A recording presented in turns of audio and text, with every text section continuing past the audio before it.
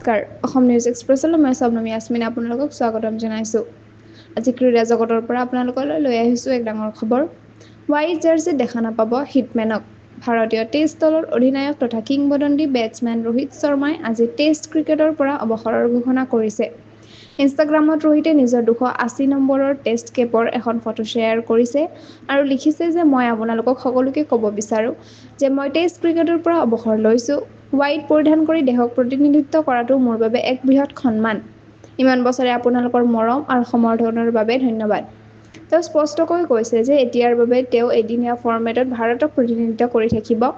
অৱসৰৰ পৃষ্ঠভূমিত লক্ষ্য কৰোঁতে দেখা যায় যোৱা বছৰৰ পৰা ৰোহিতৰ অধিনায়কত্ব ভৱিষ্যত সন্দেহৰ সন্মুখীন হৈছিল। নিউজিলেণ্ড আৰু অষ্ট্ৰেলিয়াৰ বিৰুদ্ধে পৰাজয়ৰ পিছত তেওঁৰ অধিনায়কত্ব সলনি হ'ব পাৰে বুলি ধাৰণা কৰা হৈছিল। 2022 চনত বিৰাট কোহলীয়ে অধিনায়কত্ব এৰি দিয়াৰ পাছত ৰোহিতে এই দায়িত্ব লৈছিল। তেওঁ মুঠ 67টা টেষ্ট খেলত 4,301 ৰান সংগ্ৰহ কৰিছিল।